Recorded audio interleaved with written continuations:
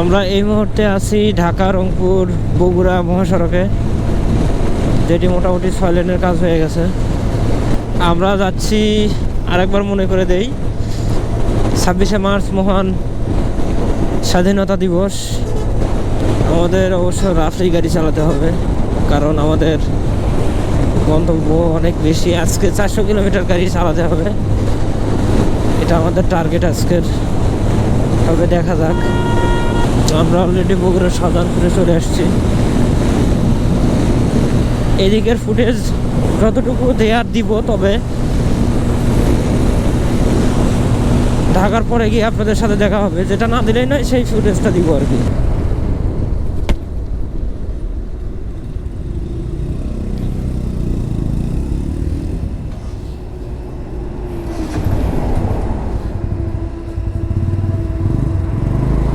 আমরা টোল দিয়ে সেতুতে অতিক্রম করতেছি।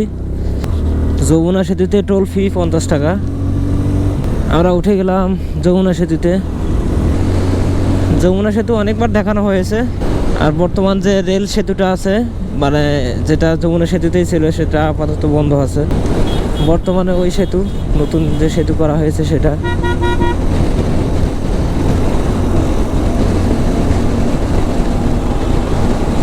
আমরা ধীরে সুস্থিরে যাব, সেতু দেখবো।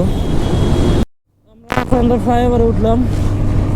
এখান থেকে মূলত গাজীপুর এবং ঢাকা বাইপাস যে রাস্তাটা, অর্থাৎ নবীনগর সাভারের যে রাস্তাটা, সেটা এদিক দিয়ে চলে গেল। আমরা ঢাকার ভিতর দিয়ে উত্তরাহায়া হয়তো বা ঢুকবো, অথবা পাহাড়ে ঢুকবো। আমরা অ্যাকচুয়ালি বাইপাইল এবং সাভার যে রাস্তাটা আছে ওই দিক দিয়ে ঢুকি নাই, মিরপুর হয়ে ঢুকি নাই। আমরা একদম গাজীপুর চৌরাস্তা হয়ে উত্তরাহায়া ঢুকবো। হয়তো বা মহাখালী দিয়ে নাও ঢুকতে পারি। 300 ফিট,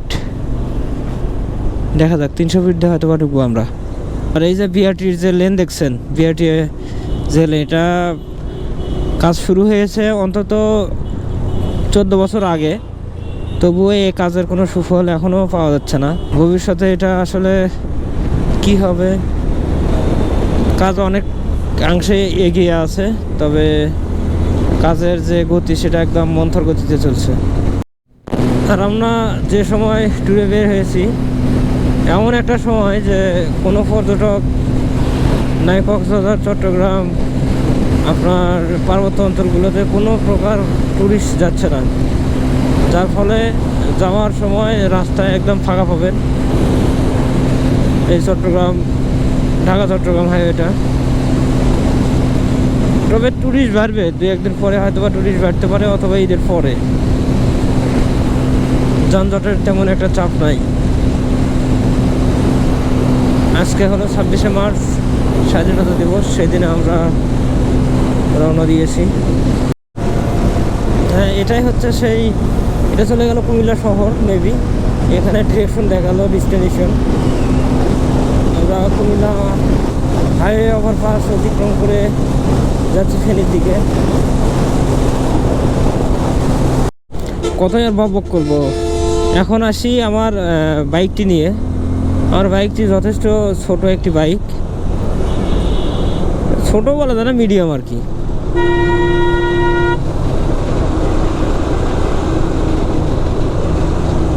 এই বাইকটি নিয়ে ট্যুর দেওয়া অ্যাকচুয়ালি সহজ কথা না। আপনার ইচ্ছা শক্তি এবং আপনার গাড়ির মেইনটেনেন্স যদি একদম পাকাপোক্ত বা একদম ঠিকঠাক থাকে,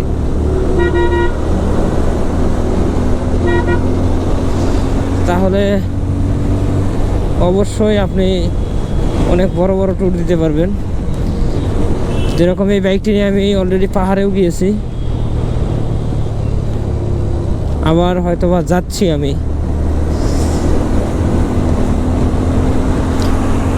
অনেক বড় বড় বাইক আছে যারা পাহাড়ে উঠতে পারে না, অনেক সময় পড়ে যায়। এটা নিজেকে বড় করে ভাববো না।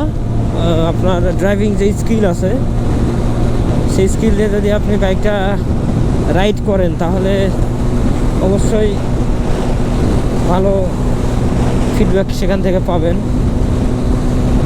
আর ট্রাফিক রুল অবশ্যই মেনে চলতে হবে, যেটা খুব দরকারি, এবং দুর্ঘটনা কবল থেকে রক্ষা করে ট্রাফিক আইন মেনে চললে। আর বাংলাদেশে যেসব দুর্ঘটনা ঘটে সেগুলো 99% ট্রাফিক নিয়ম না মানার কারণে আর কি। এইভাবে জ্যাম না থাকলেও মোটামুটি জ্যাম আছে ঢাকা চট্টগ্রাম হাইওয়েতে। আর সাবধান, এই বাম পাশ দিয়ে কিন্তু অতর্কিতভাবে বিভিন্ন ধরনের অটো রিক্সা ভ্যান চলে আসে। খুব সাবধানে চট্টগ্রাম হাইওয়েতে রাইড করবেন, বিশেষ করে রাতে। আজকে আপাতত আমরা এখানেই স্টে করব। আমরা চলে আসছি বারাইরহাট। তো সময় অনেক আছে, এখন ঘড়িতে সময় 3টা বাজে। তবে আমরা সিদ্ধান্ত নিয়েছি যে আমরা সাজেক ঢুকবো। যেহেতু আমরা সাজেক যাব, আমাদের 4টার স্পট ধরতে হয়। সো এখান থেকে কোনোভাবেই পসিবল না যে 4টার আমরা স্পট ধরে সাজেক যাব। তো আমরা সিদ্ধান্ত নিলাম তো এখানে আমরা আজকে স্টে করব। আমাদের আপাতত হোটেল খুঁজতে হবে, দেখি কোন হোটেলে ওঠা যায় সেটা আপনাদের দেখাবো, যে খুব কম খরচে যে হোটেল পাওয়া যায় সেই হোটেলে আমরা উঠবো।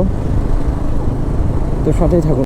এখানে জিজ্ঞাসা করি যে কী রকম কি ব্যাগ নিয়ে, ব্যাগটা নিয়ে আয়।